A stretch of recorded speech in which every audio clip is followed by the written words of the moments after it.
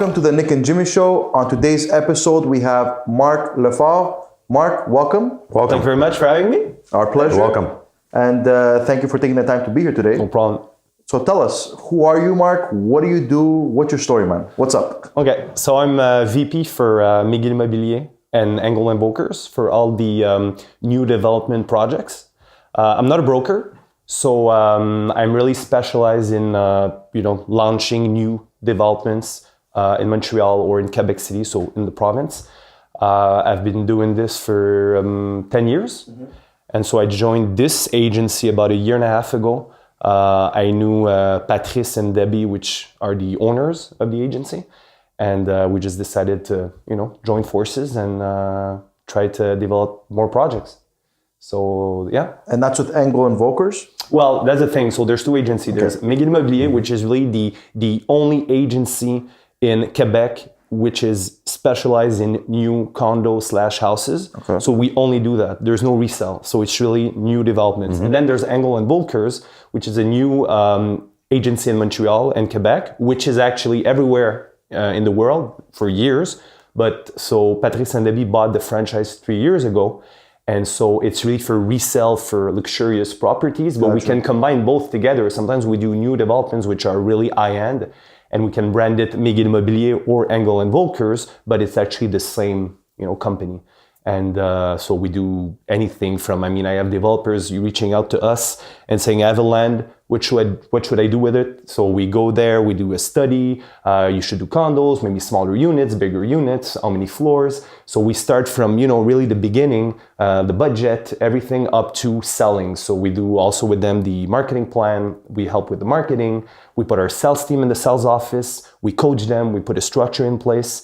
And we open the doors, we have clients, we sign contracts, we do follow-up. So it's everything from A to Z for a new development. So if I would have land to develop or be creative, I would contact you. Yeah, so you reach out to our agency. Probably you meet with Debbie, Patrice, and myself. We sit down, we look at everything, we give you advices, and we go from there. You could be, and we deal with any big promoter or smaller one. Montreal, we have in Mirabel, Ray Jr. Ray's a very good friend. We help them there with Les Villas Cité Mirabel. We have also Quebec City, probably closing a few projects. I'm going there tomorrow. So we're trying really to expand in Quebec, and who knows, maybe elsewhere, because we have Engel and Völkers. So who knows? Could we go to elsewhere in Canada or the States to join other Engel and Völkers franchise to help them develop their projects? So very interesting. Yeah. And why real estate for you? For me, real estate, it's hard to say. You don't wake up and you say, hey, I want to do real estate. When I was younger, I wanted to be, an actor or a singer. I worked for 10 years ago. I joined McGill, which is a developer in Montreal. Worked there a few years. I liked, what I was doing, and I just specialized there. But I always felt I was someone for sales. I was good at sales. Okay. So I'm not selling right now. I'm really coaching sales team. But in my mind, I'm really into sports. I did a lot of basketball when I was younger, very competitive. So I'm very, very, very competitive. So I feel that in sales and real estate, that's something that, I feel is I can put that competitiveness in that industry.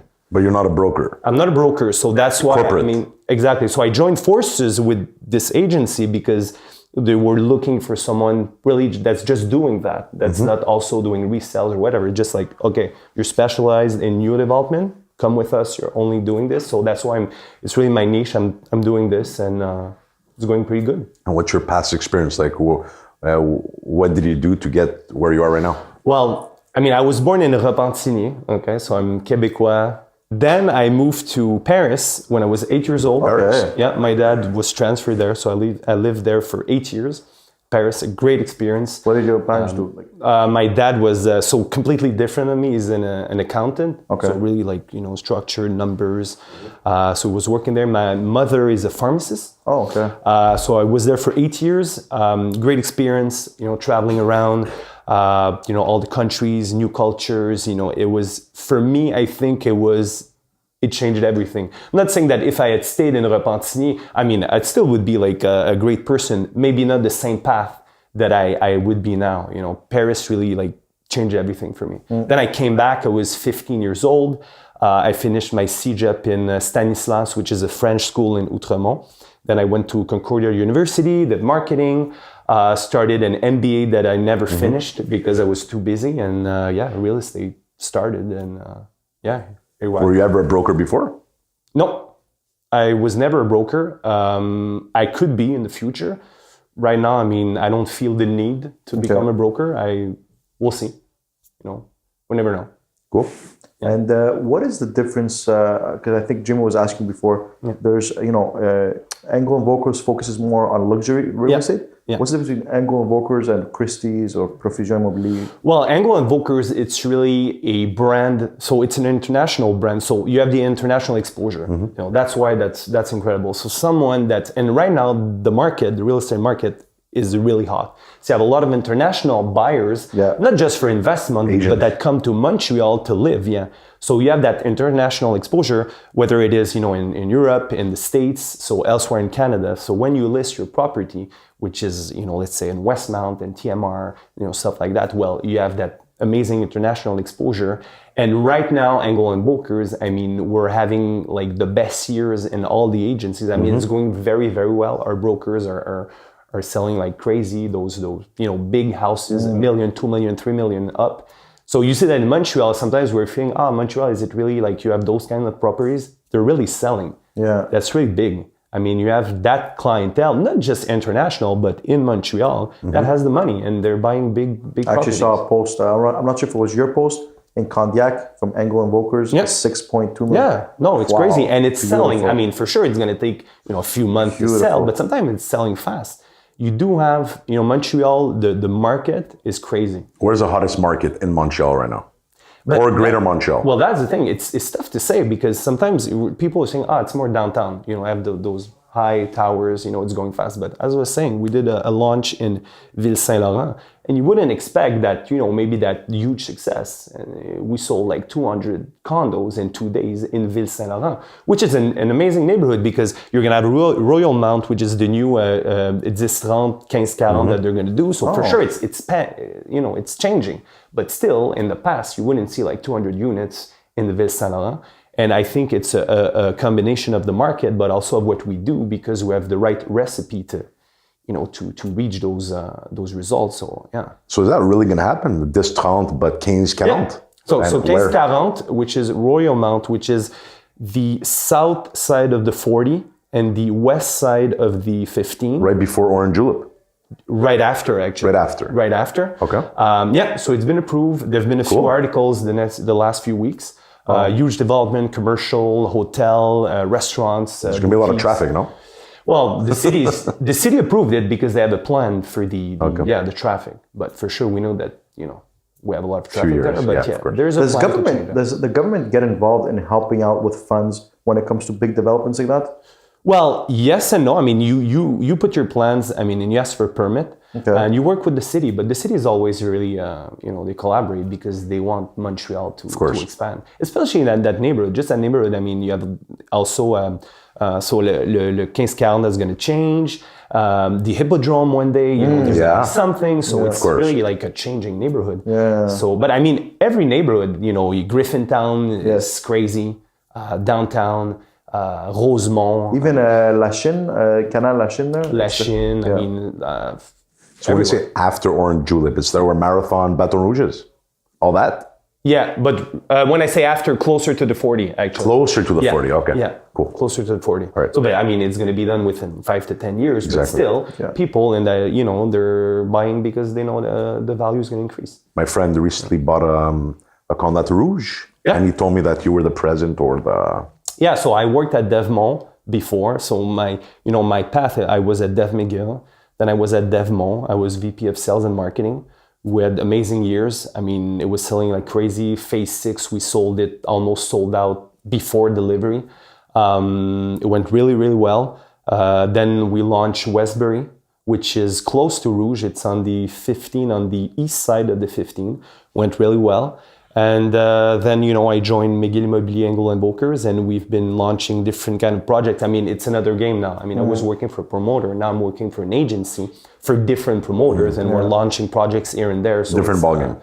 Yeah. Now it's, just this year we've had, 12 launches. I mean, it's crazy. In most, usually the launches, it's between February to May, and then September, October. This is the period where you have your big launches, but then it's also the managing the teams. And so it's always, ongoing. There's no down period, so it's an industry you have to be always on. And what's some of the challenges that you face in your type of industry? Very good question. I feel it's the to be on all the time, to have a family and be always available. That's you have to kind of balance that, because it can be a 9 to 5, it can be a Monday to Friday, it's a Monday to Sunday. Wow. And it's it all the time. When I say all the time, yeah, I'm gonna be home, but I get an email, you're not really I get home, a text, I need to answer. You have to be available. Yeah, for sure. I can sleep and I see my kids, but I have to be available. If I just say, hey, when I come home, let's say I come home at 6, I turn off my cell phone, then I turn it on at 9 in the morning. Non-stop. Other people, other agencies, they're going to do it and they're going to be better than us. So if I want to be the best with the agency, I have to be on all the time. If a promoter calls me, I have to be ready. I have to, it's the one that answers the fastest, the most efficient. Exactly. You don't want to be average, you want to be great. Yeah, that's the thing. How does that affect your personal life?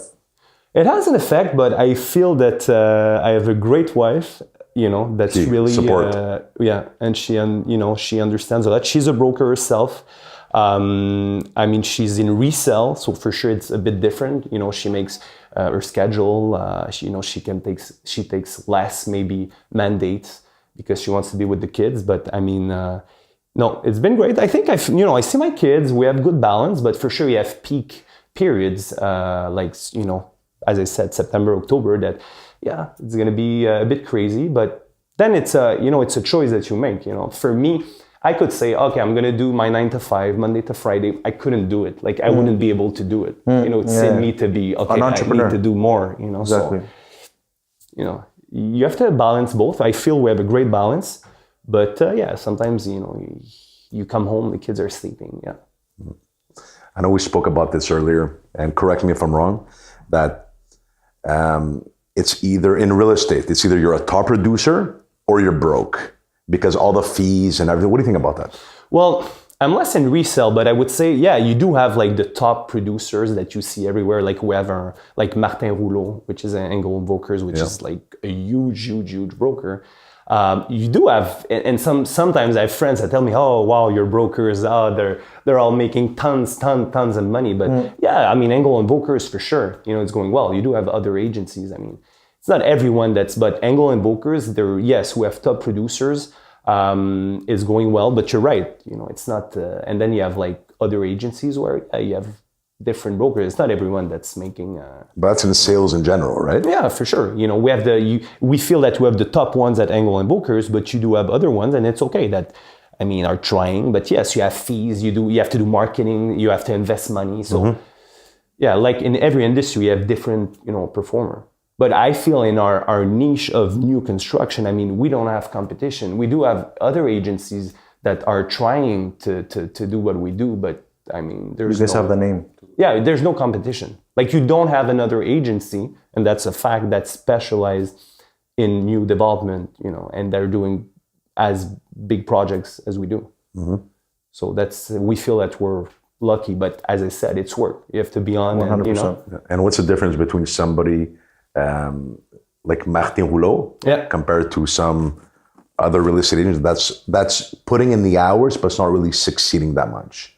What's the difference? Well, there's all the marketing side. Marketing. For sure. He does a lot of social media, huh? Sorry? He does a lot of social media. He's really active on social media. He's putting a lot of money in marketing. You have to invest. That's the thing. You have to invest because you're gonna have a friend that wants to sell. He's calling you like referrals, but you have to put the money. So sometimes, and it's okay. I mean, sometimes you're starting. You don't have like 100K to put in marketing. That's okay for sure. But you see the difference. You have to invest. Martin Rouleau is someone that you see everywhere. I mean, social media is so important. It's crazy. And we're discussing before. I mean, social media. I mean, I see you guys also on social media. Of course, I'm sure you agree that. Yes, absolutely. It's so important. It's the new TV. Yeah, for sure. 100%. And I don't know if you know Olivier Primo. I don't know. From Beach Club. Anyways, there was and a shout out to Olivier Primo. Season 3, you're going to be on the show. The founder of Beach Club. They invested last year over $100,000 just in marketing to 10x his business, and they're smoking it. Yeah, social media. Just with McGill Immobilier, we're investing tons of money in Google and Facebook ads because we want to make sure we track also clients, because that's the thing. We have amazing platform. If you look at McGill Immobilier Facebook page, you have 35,000 Facebook fans. Wow. Engel and Völkers, same thing. So when we go see a developer, we're like, hey, our reach is amazing. So the reach is important. And it's all about, marketing. And I feel that, as for your business, but also for yourself, not even like, okay, I have a business, just someone that works and wants to specialize in his field, social media is crazy. To make sure you're the best. You could be like a dentist. You could be like, I see sometimes on Instagram, some people, they have a clinic and like they're doctors or everything, and they're on social media. They're pushing their business. They're pushing themselves. And it's amazing. It's a platform. It's a platform that can really elevate yourself. And if you do it the right way, but Instagram, LinkedIn, Facebook, I feel it's a must. I was listening to a podcast this morning driving to the office. I try to do that every day. And Napoleon Hill was saying one of the success factors is always going the extra mile in your work, in your vocation. What do you think about that? Well, you always have to push yourself. I feel that I'm very tough on myself also. Sometimes, if I make, and that's the thing, you have to have the right mindset. Personally, if I make a mistake, or let's say there's a mistake, I feel it's my fault. So you don't blame people? Never. Just yourself? Never blame others. Exactly. Sometimes I hear, but this one, she didn't do the work. I'm like, I didn't coach her. I didn't do it the right way. If you have that mindset, you're okay. If you're, she didn't do it the right way, and this one should have done that. No. We made a mistake together as a team. I have a responsibility on it because I didn't coach the right way or manage the right way the team. That doesn't mean it's only my fault, but I'm gonna look in the mirror and say, next time I have to sit down with that person and make sure, because I like that. If you're pointing others, it's not good. You won't advance. So you're right. You have to push yourself. I'm pushing myself. How can I get better? Let's say I'm trying to close a big project or promoter. Let's say I don't get it. Why? What should I do? Should I do a better presentation? Usually we do get the big projects, but you never know. Like you have to improve. I like that confidence. Usually we do get the... Well, usually we do, but it happens. Of course. But let me ask a question. Why do you usually get it? Is it because of the name? Well, the name, the experience. For sure we did a lot of projects, the visibility, because just, when we get in the meeting, we've been, on social media, Patrice Groslo, which is the owner, is also very active on social media. I am also. So, social media gives you a credibility. You come in, you have the knowledge, plus, people saw you.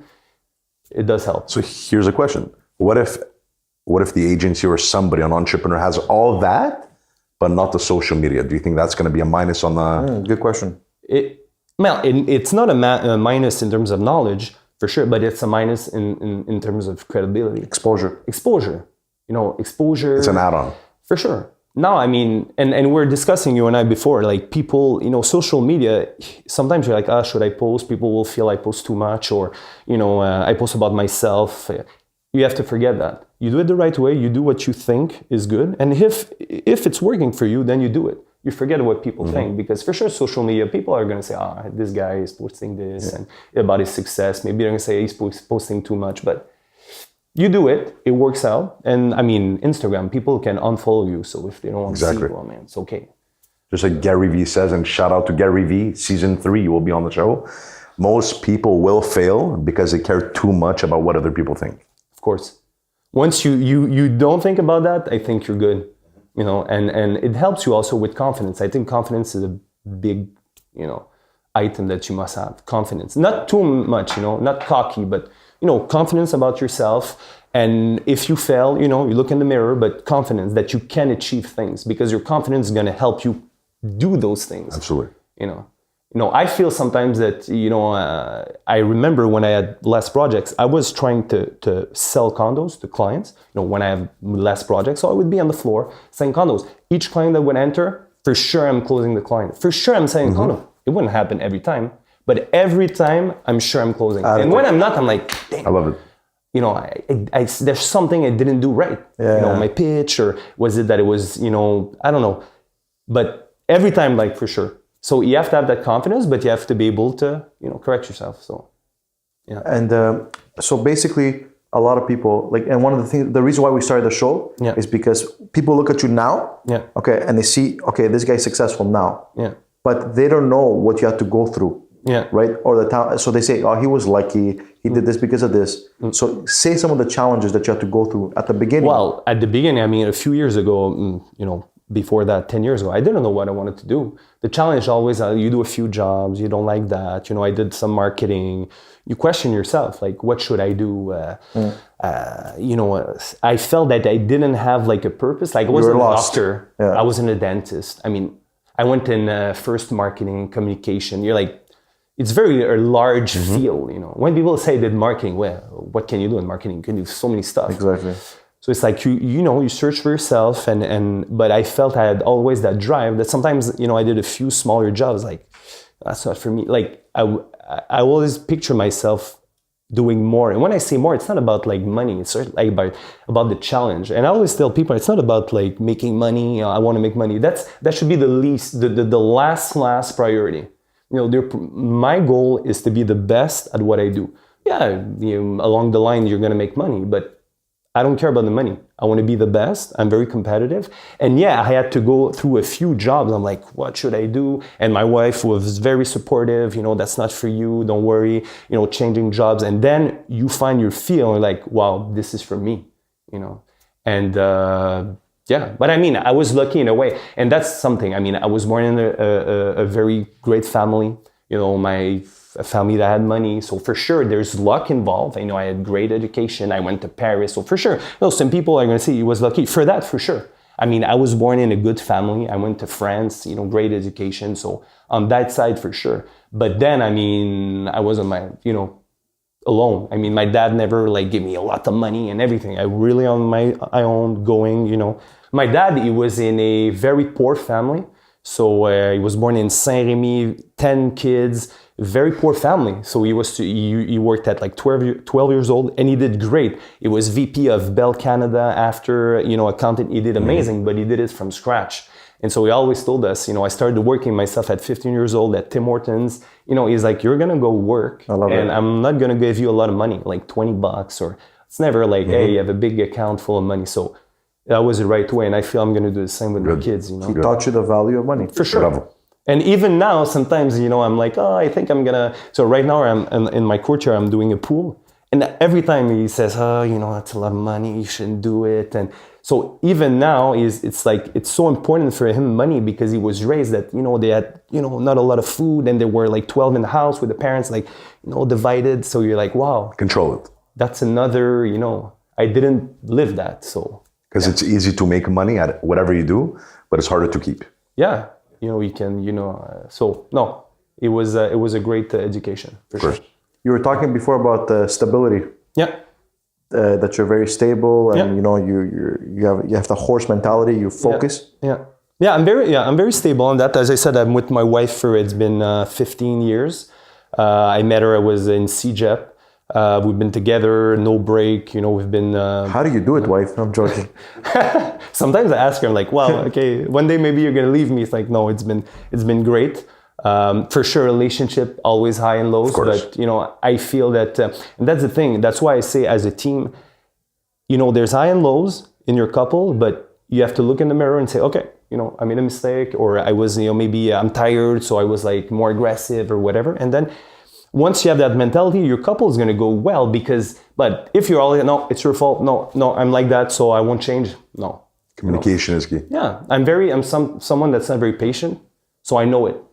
So sometimes, whether it is with the kids, when I'm tired, I know I look in the mirror, I'm like, I should be more, take the time. And so it's been great. But yeah, I'm very stable. I mean, yeah, I did change job for sure, throughout the years because I was looking at what I wanted to do. You gain experience, at least. But in terms of, friends, my wife, so for sure it's, for me, it's, when I find something that I like, no need to change. Do you still have the same friends when you were 16, 15? Oh, yeah, for sure. I have like maybe 2, 3 guys that are like my bros. Yeah, they're great. Yeah, and now, they have kids and it's, they're married. So you see them grow up, you're like, wow. Good one. No, we used to be young kids, like 17 years old, and now we're like, man, but we feel we're kids. You talk to each other and like, we're kids. You got to stay young, of course. Yeah. And do you picture yourself doing what you're doing now forever, or do you have another goal in life, another purpose? I feel that for now and for a few years, real estate it's been very well for me, like new projects especially. I feel that we're able with McGill Immobilier, to really create our own niche. They've been great with me, Patrice and Debbie, to kind of let me take the lead. You never know. I feel that I have a few investment on the side in terms of real estate, like a few condos that I'm renting. I'm trying to maybe have more through the years. You never know. I feel I'd like to maybe invest in a few business. I still have a few years to see. I don't want to do too much, but that's the thing. Right now I'm so much into it that, as I said, sometimes I don't see the kids. So I'm like, should I add more? And then For now we're good. I like how we're doing, but in terms of the agency, what we're capable of doing, I mean, sky's the limit. To go to Quebec City, as I said, we're trying. I'm not able to talk about it, but we're trying to close huge projects in Quebec City. Trying to expand. It could be very, the next 5 years could be amazing. In Montreal, real estate right now it's going very well. We never know in 10 years, but at least for 2-3 years should be, the same. So, do you think it's going to be the next Toronto, Vancouver? Well, everybody says that, but right now our prices, even though prices are going up and up, we're still, quite low compared to Toronto, Vancouver, New York. So we have ways to go for sure. I'm not saying we're gonna go like Vancouver, where Vancouver you don't get a house below $1 million because it's crazy here, but still the prices are going very up. Going up. Just condos, you see the prices, the house, which is good because you don't want it to go too fast. People talk about the bubble, la bulle immobilière. Right now, there's no bulle immobilière in Montreal. For sure, you have to check everything. It goes Montreal right now. Prices are going faster than before, but there's no like panic. What do you think about that foreign tax that Canada puts? I mean, why? Well, now it's in other cities. It might come to Montreal because yes, you have more and more international or other investors are coming. Chinese. Isn't that a good thing? I mean, why? Well, it's a good thing if you want to control the prices and don't create that kind of bubble that then are gonna fall. But I don't think it's gonna be in Montreal soon. Okay. It could be. But yeah, you have more and more Chinese people that are investing in Montreal, which is a very good thing. And it's all cash, huh? Well, yeah, you do take a mortgage, but yeah, some of them, Chinese community has a lot of money, of course. But you see it more and more in our projects. Yeah, we do launches. You see it in the sales office. Yeah, more and more, not only Chinese, but from everywhere. That's what's nice in Montreal, right? You have people from everywhere. Diverse. Yeah, that's great about the city. Can I ask you a question a little off topic, sorry? Yeah. So you're in a leadership role right now, right? VP of a big firm. Yeah.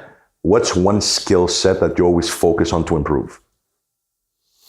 I would say all the social skills, like the communication. I feel that communication and with your team, I'm saying, is very important. Like sometimes, I have different projects. I'm like, I didn't talk to him for a few days. I'm just calling him. Oh, how's it going? So I feel that what I would, give as an advice is, always talk to your people. Because it's good to lead by example. That's a great, really hard worker. But also you have to be a leader in terms of, discussing, oh, it's going on, not feeling good, why? And sometimes I'm very busy, but I do all my calls in my car. Okay, that's also another advice for anybody that's want to be efficient. Okay, in sales, I'm always on the road, going from projects to projects. So let's say in a day, I could go to Mirabel.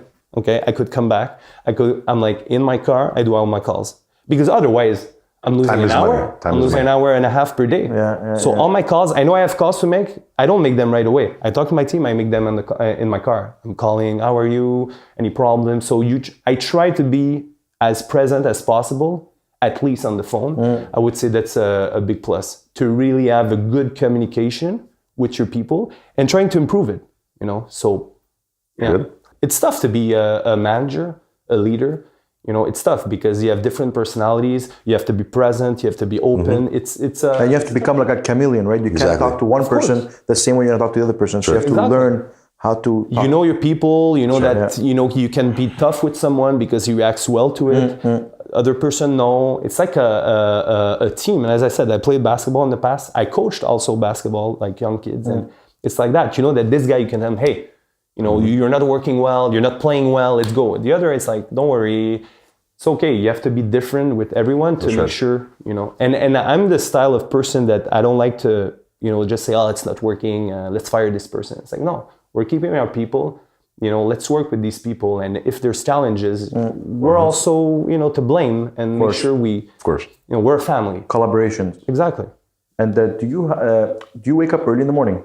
I wake up very early, and that's one thing I would say. Okay, especially if you have kids. Okay, let's say my kids, they go to school at 9.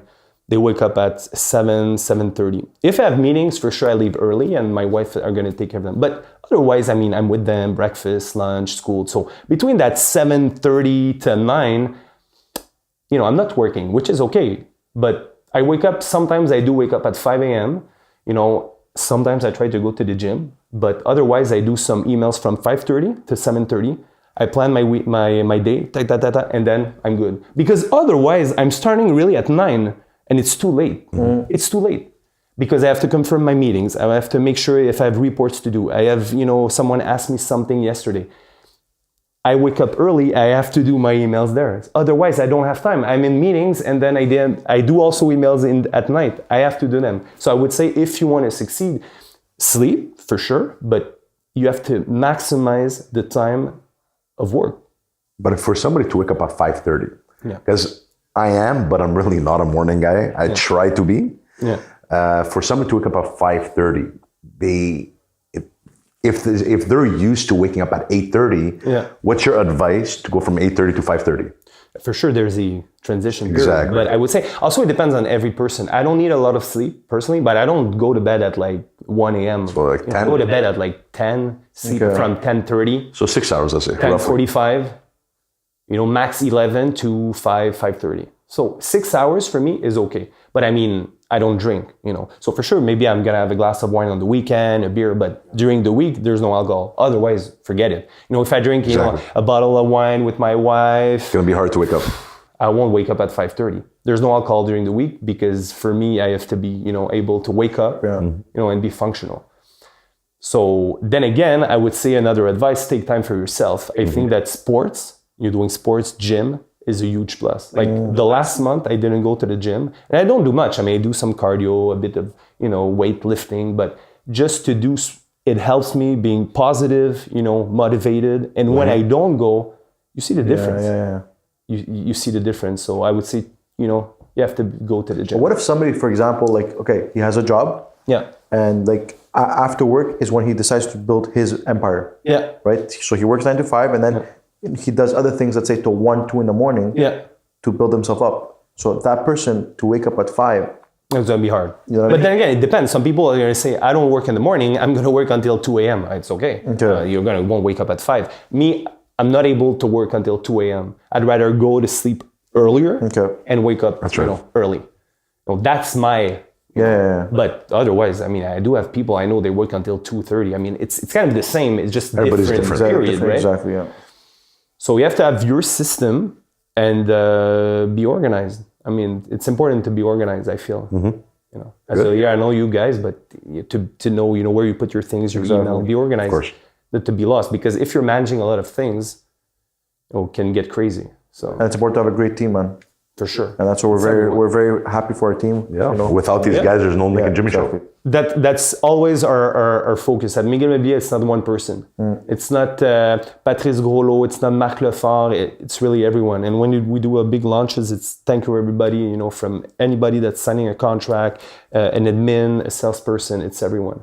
Like there's no I in team.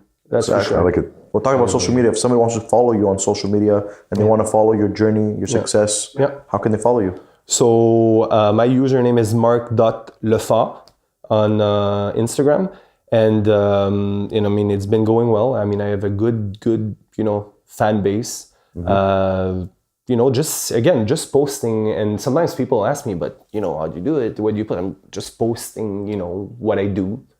I mean, there's no tricks, you know, just posting what I do, and people like to see, you know, people with other people and what they do, and you know, you tag other ones, and for me, it's been, you know, I've been on Instagram for a year and a half, 2 years, and I have like 20,000 followers or something. It went up pretty fast, but then again, I'm in a position where, you know, I see a lot of people, events, launches, so for sure, you know, it helps, but yeah, it's going well.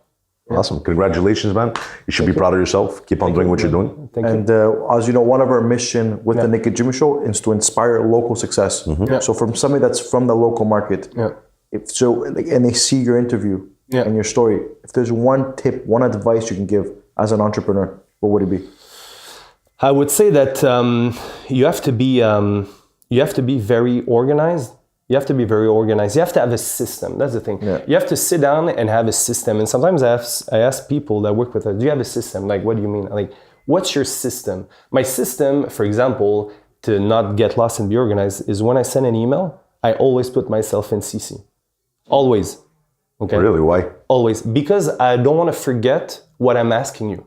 Because if I ask you to do, let's say, okay, do a report, do a document, perfect. But I sent you a task, and you don't do it, it's not okay if I told you, I wake up one morning, oh my God, I asked you to do this, you didn't do it. Yeah, but I didn't remind you to do it. So that's my fault also as a manager, okay? So I put myself in CC, it comes in my inbox. So when I review my emails, let's say the next day, I'm like, oh my God, I asked him to do this, he didn't do it. I call him, hey, oh yeah, sorry, I was busy. So I can keep track, so I never forget anything. So you have to have a system, whether it's, you know, I don't have a good memory, I know it. So that helps me, you know, I know, you know, what I'm asking you to do, and I can follow up. You have to have a system, so it's really large, but, you know, find a way to make sure you're very sharp. You don't forget things, you know, and I guess you have a goal also. It's hard to have a goal, you know. As I said, a few years ago, I didn't have not a purpose, but I didn't know. Yeah. But you have to find your way, and things, you know, fall into places. So actually, since you're very organized, do you have like an agenda, like for your appointments? Do you have an agenda? Yeah. Or do you have like you have everything on your mobile phone? How do you do Okay, so my phone is like, if I lose my phone, I'm dead. You Oxygen. know, like, oh my God. We're talking about stress. No phone is like, okay. Yeah. That would be stressful because everything's there. I mean, I have people reaching out by email, by text, WhatsApp, calling. I have my agenda. I mean, I have my agenda also on my laptop, but everything's on my phone. Yeah. So, yeah. So everything's on a calendar on your phone, basically. Everything's on the calendar. You don't have the paper calendar? No paper. I don't have any paper. If you go in my office, I have no paper. I don't take notes. If I go into a meeting, it's on my laptop. I always have my laptop, notes, and I send my notes by email to myself. It's on my email. I'm like that. Some people say, I need a book. It's okay. For me, I'm just too scared of losing this paper. So I'm like, I have to put it in my email. And I can, you know, if I lose my laptop or my cell, I mean, it's in my email. So that's one thing, you know, that's my system. But I like it. I'm not really into papers. If it's working, it's working, man. Yeah. And it's all about follow-ups. You know, we tell in sales, it's all about follow-ups. And sometimes it's hard to be on the phone and follow up, but it's all about follow-ups, even as a management side. As I said, to follow up on the tasks that you've been, you know, asked, confirm your appointment. When I have an appointment, you know, I confirm. You guys, I sent you a message yesterday to confirm. You see what I mean? And so it was always at 7 a.m. or something, huh? Yeah. So always confirm. We have a meeting. It's still on. You know, but sometimes I do, you know, you arrive to a meeting, oh yeah, I forgot to tell you. It's life happens sometimes.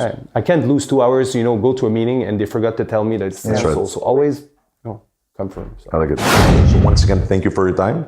We know you have a busy schedule, so you took time out of your busy schedule. Thank you very much. Yeah. And once again, congratulations. Keep on doing what you're doing.